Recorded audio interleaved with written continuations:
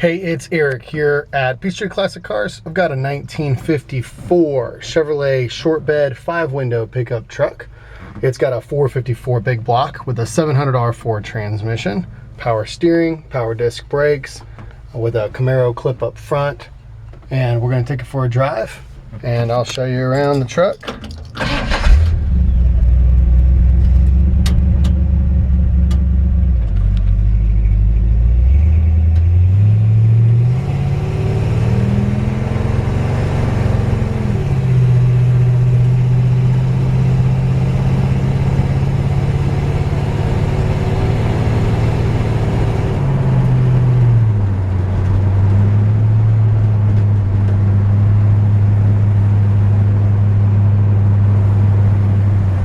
With that power steering, it drives nice and straight.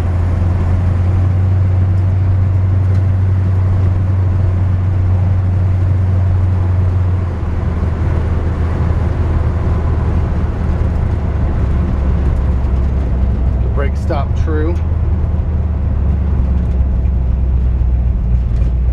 Let's see if I can get in here. Shade enough for it to be visible. Sometimes it's actually easier to see the truck in the shade than it is the direct sunlight.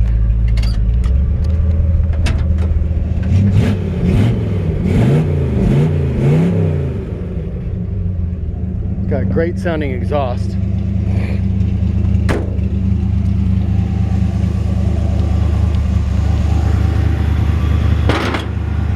Hood opens with one hand easily.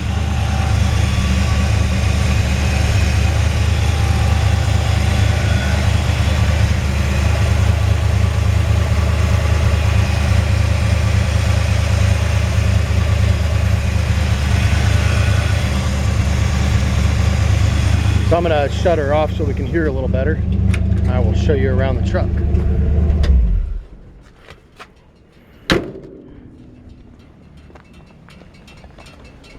Nice and clean under the hood. Inner fender wells and firewall all appear to be rust free.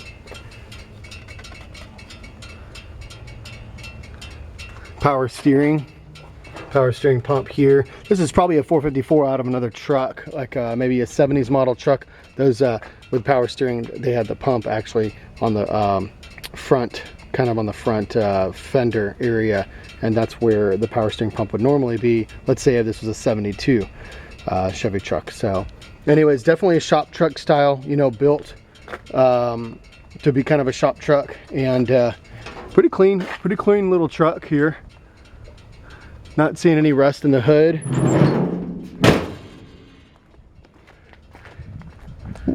Love the fact that it's a 5-window. I am a fan with some vehicles. I am a fan of the old school Krager wheels.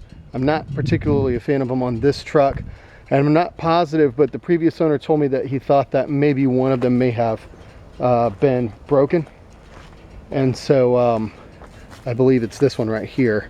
So I'm not positive. When you take it for a drive, it does feel like it could have maybe just a tiny little bit of like an out of balance feeling.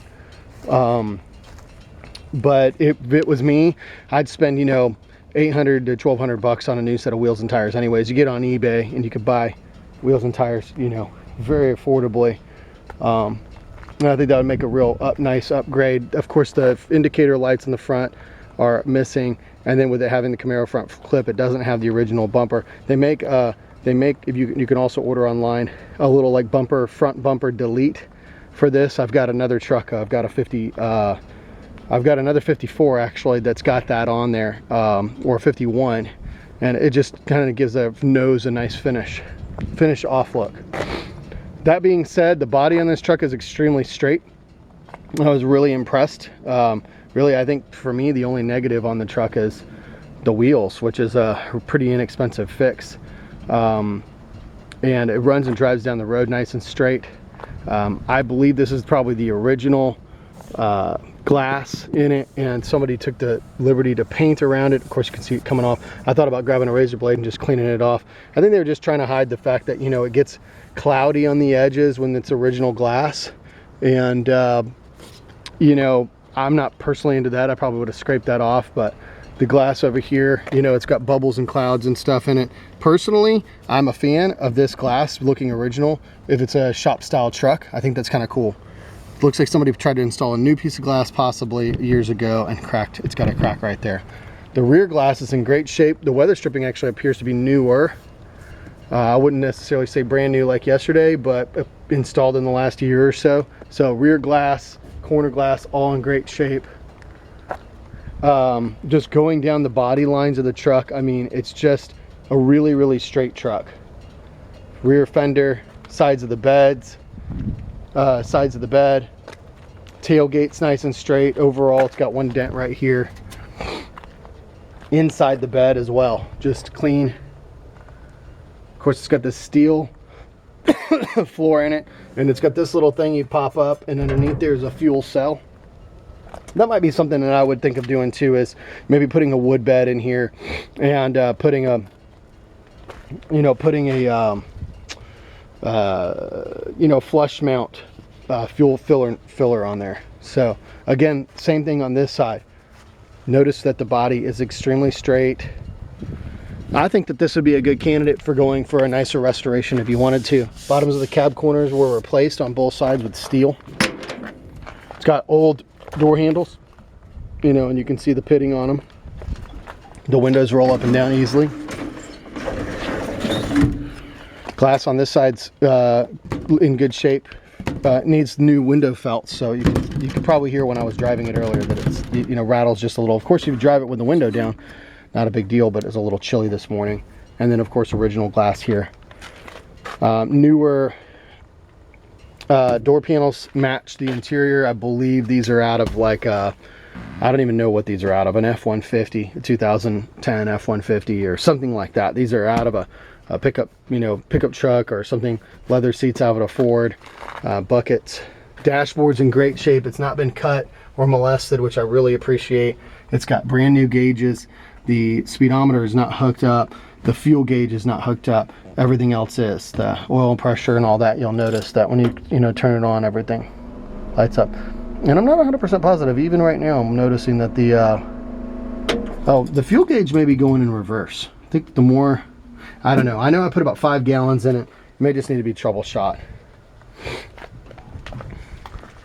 Even it got a good headliner in it. I mean, honestly, I thought about throwing some wheels on this thing and bumping up the price on it, because this is a cool truck and it's a 5-window, which gives it a lot.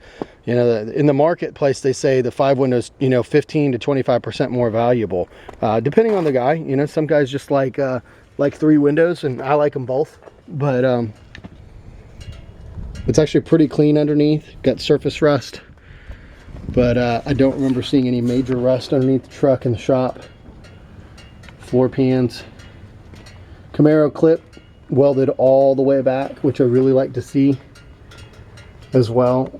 They work fine too when they're cut. It's not a big deal, but when they don't cut that subframe and they say take it all the way as far back and weld it all the way back, I just feel like it just gives a little bit more structural soundness to it. Underneath, fuel cell in the back. It's a little bit of a stiff ride with the lowering blocks on there. You know, that's why I kind of call it a shop truck.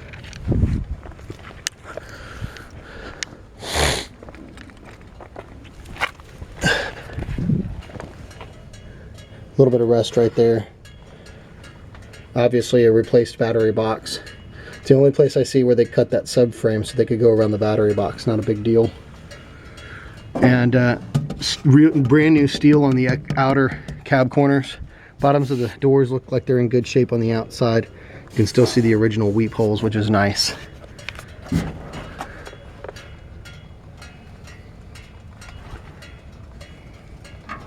So nice original floor pans. They look solid from underneath overall. Turn downs on old school pipes. So there you have it. This is a 54. This is the last year of this body style when they went to 55. Well, early 55, obviously. They still made this for just a moment, but I was kind of, for the ease of talking about these trucks, once people start talking about tri-5s getting to 55, 56, and 57, they definitely changed the body completely. So This is your last full year of having this old school body style brought in, you know, carried over from pre-war days right to the post-war days. So anyways, I love this truck. Seems like the transmission's shifting really good. It's definitely steering good, braking straight, headlights work, tail lights work, brake lights work. This one's really ready for the road and for your personal touch. Give us a call at peachtree classic cars.com.